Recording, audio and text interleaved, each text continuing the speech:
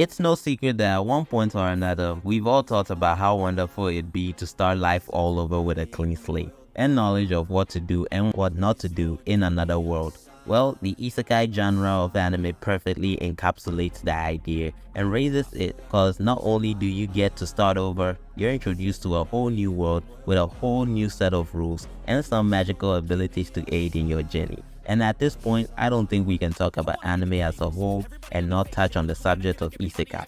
So today, sit back and stay tuned as we go through 10 of the best isekai anime out there. So without further ado, let's get at it. Next time you'll sing along, trust me, there's nothing wrong. I just need to carry on, cause society's a myth put there to make you sit. Listen to what they give, don't ask questions, shut your lid.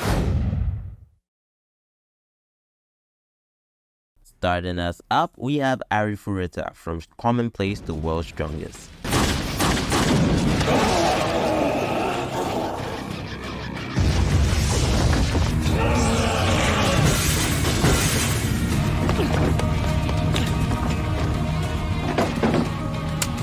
Our story follows our protagonist, Hajime Nagumo, your average high school boy, until one day out of nowhere, his whole life is turned upside down when he and his entire class are engulfed in a blinding light. Turns out they've been summoned to a fantasy world of magic and monsters, and have been given the role of heroes with the task of saving the human race from going extinct.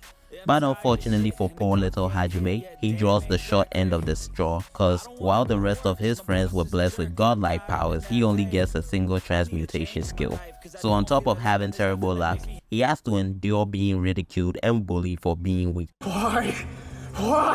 I should be dead now, gone! But I don't want to die. It'd be easier. So join him on his journey to see how he survives in this dangerous world of monsters and demons, going from commonplace to world's strongest. Now then, time to get out of this labyrinth. I'm gonna survive this nightmare and find my way back home. They try me, I'll kill them. Next up, we've got Sword Art Online. Commence attack!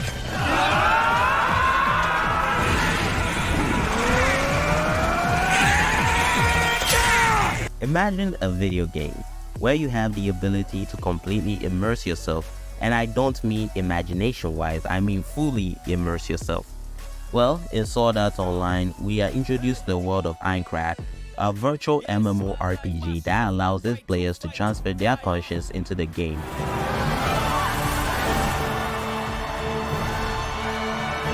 Giving them the ability to completely experience the game as if it was reality. But sadly, the fun and games end as soon as everyone realizes that they can't log out. Our protagonist, Kirito, with the aid of his allies, fight and survive with the hope of someday escaping this virtual prison. You're going down! Next up is Tsukimichi Moonlit Fantasy. Tsukuyomi gave me this power and I decided to name it Kai.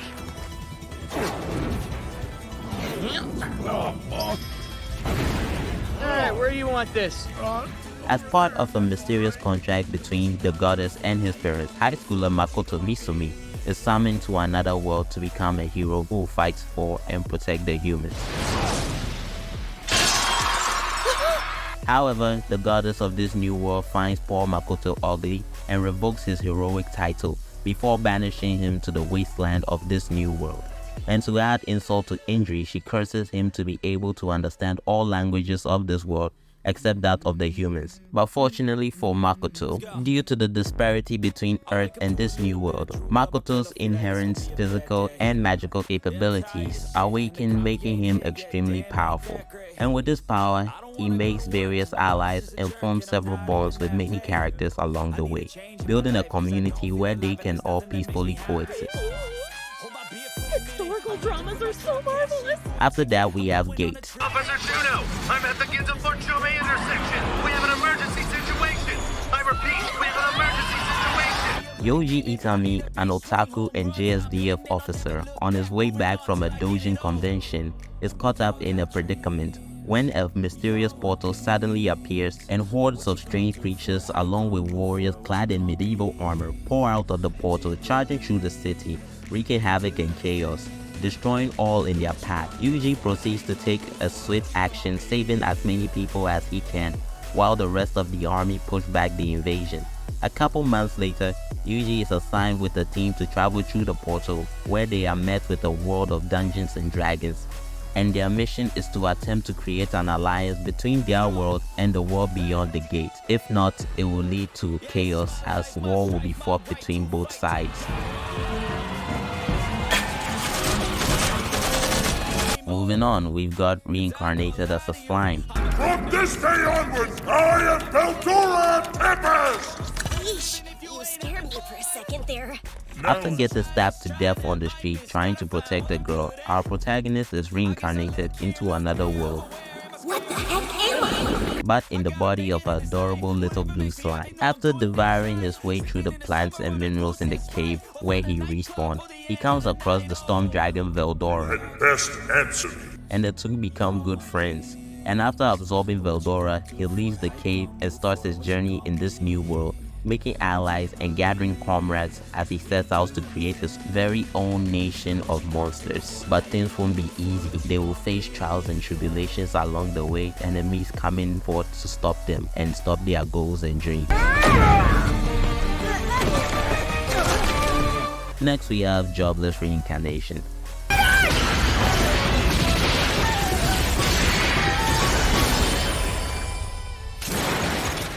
Well, damn. After a high school dropout / shut-in is kicked out of his home, he happens to jump in front of a truck in order to save some teenagers, but ended up losing his life in the process. After that, he is reincarnated as a baby in another world by the name of Rudius Grey Rat. His new father is a highly skilled sword master, whilst his mother is an expert mage. In his early years, he discovers his affinity for magic and gets to polishing his skills. He is driven by one goal and one goal only: to live his life as best as he can in this new world, making sure not to waste the second chance he has been given. Don't throw that in my face. We're not talking about me. Why not teach him magic in the morning and swordsmanship in the afternoon? Next up, we've got the Saga of Tanya the Evil. I don't need ammo.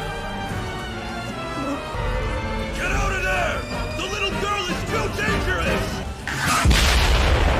Now imagine a person so stubborn, so adamant about their lack of belief in God or any form of divine will, and then imagine a God so petty and offended by such lack of faith.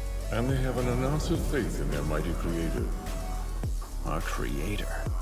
You heard the bird.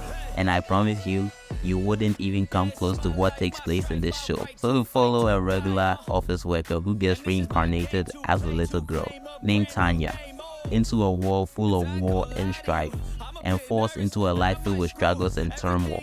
And God did this so he will have faith and begin to believe in God. But through sheer will and hard-headedness, our protagonist still refuses to have faith in the Lord and goes on to join the military with the goal of one day gaining a position that frees her from a life of hardship. But first she must defeat God, and trust me, it's not an easy task. He puts trial and trial and trial, hurdle and hurdle and hurdle in her way, and she has to go through hoops and lens to jump through all of them. It's just a fun show, and I promise you, you won't be disappointed if you checked it out.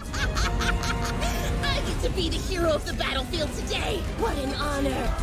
Paradise awaits, and one day we will reach the promised land.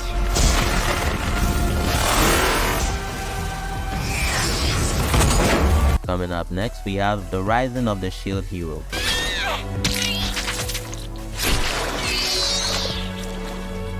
Our protagonist, Naofumi Iwatani, gets summoned to another world with 3 other guys, and they are called upon to be the heroes who will protect humanity from the waves.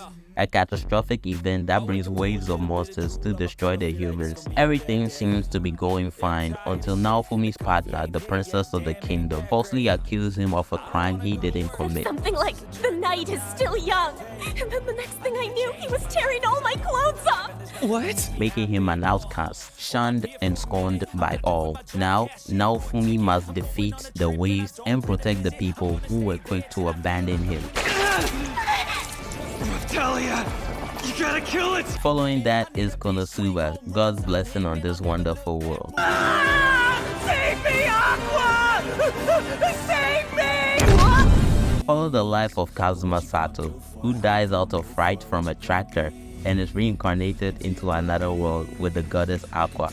And his mission is to defeat the Demon Lord in order to save the world and allow Aqua to return to her position as goddess. Along the way, they pick up Mage Megumi and the Warrior Darkness. Join this trio as they go through their wacky adventures and their absurd shenanigans.